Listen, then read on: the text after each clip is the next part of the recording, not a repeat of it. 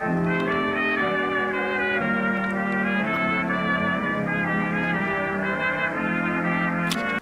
guys, Niall here.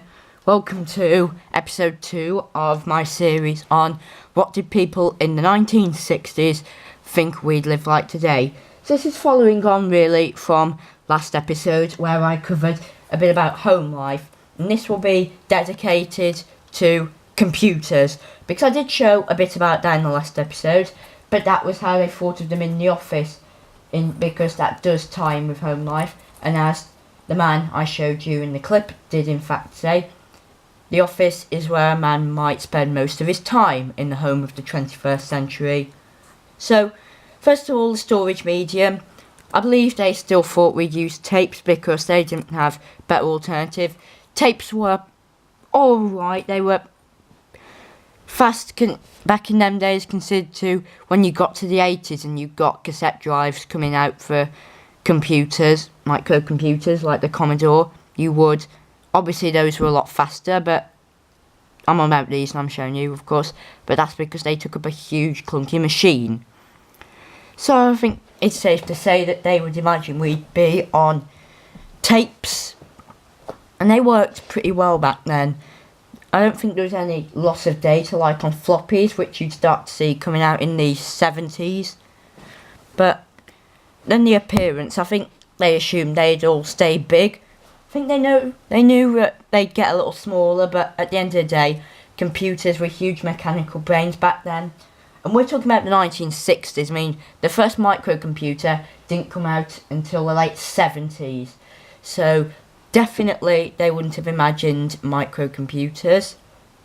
But smaller computers would have obviously been plausible. Pictured is a computer that they made back in the 60s as a display. And I mean, they even invented computer mice in the 60s. So I don't know if they thought of GUIs. I know computers did use graphics, things like radars. I mean, you probably can't see it very well, but there is. You can see there, it's got graphics on that built-in monitor there. And then of course there's the fact that they would have imagined computers ruling our lives basically, like they essentially do. As I said in the last video, you may not think of your mobile phone as a mechanical brain, but it is. It's a computer. So in a way they do. You either spend, I would imagine, most of your time either on a desktop, a laptop, or mobile phone, or perhaps a tablet. So this is what I showed you in the clip last week. He got all 3 screens where he could say you get things like the weather, the news, your work, a smart typewriter, I believe that's supposed to be. Things like that. So you could do all your work from home, which in a way you can today. I know some people do like to work from home, and most businesses do have it there as a possibility every now and again, especially for parents who with unexpected errors might need to choose that option. And of course, that's how they thought they'd appear. They wouldn't have imagined that, I doubt. That's more 80s, but that's all I could find.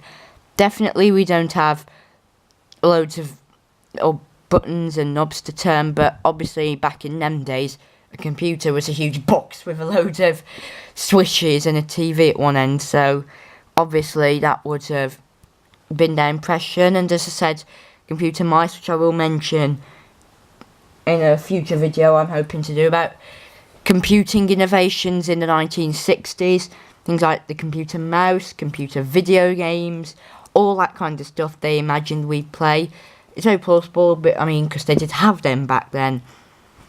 Obviously, the smart typewriter comes in the form of word processors. I'm sure you've all used them. You all use them regularly. Things like in office packs, they all come with word processors. I think most computers have them built in now. I know things like if you run the big softwares, you'll have at least a tiny notepad to use, because computers pretty much, it's an essential these days. Back then they were mainly calculators, but they even started networking in the 60s, so things like the internet, as I said in the last video, with things like the news coming to us through satellite. That's correct, we use satellites to get our Wi-Fi, so especially on your mobile phones. So if you think about it, they imagined it, and that's what we have. How many of you check the news every day on your phones? It's like that basically. Comes in through satellite. So I think they didn't think of it like the internet, full of all these websites, but they did imagine that you'd be able to sit at one computer, send something like an email essentially, and person, on the other side of the world would get it. You could be sat up here in GB and send some work off to Grenada, and they'd pick it up in a matter of seconds. And that is obviously the case with email, unless your internet's really slow. So that does about wrap it up for this video. I think I would like to thank you all very much for watching.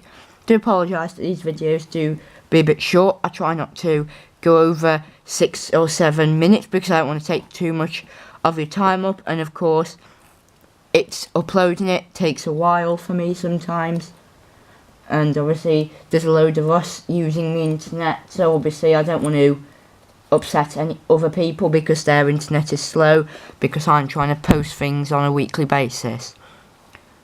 But as you've probably seen, I have changed my name on YouTube, and I do intend to do a lot more videos focusing on retro things and the 1960s. So don't worry, things like Fallout 4 videos, and once I've got Battlefield 1, I'll be doing videos on that. Those will all be coming out because those are like set in the past, with all that stuff.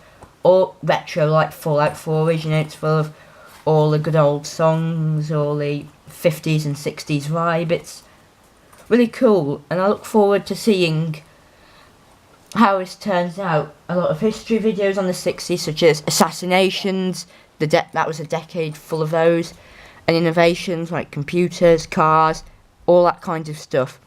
So please do leave some feedback if you are quite looking forward to that. If you didn't enjoy the video, do comment and tell me why so I can improve. I don't know if I'll do any more of this series. I'm hoping to probably do a third episode on things like vehicles and transport. If you did like the video, do of course drop a like. It helps me out quite a lot. And if you're starting to really like my videos now, please consider subscribing, because it does show me that more and more people are starting to like my content and are actually starting to see it. So thanks again for watching, and I'll see you all in the next video. Bye.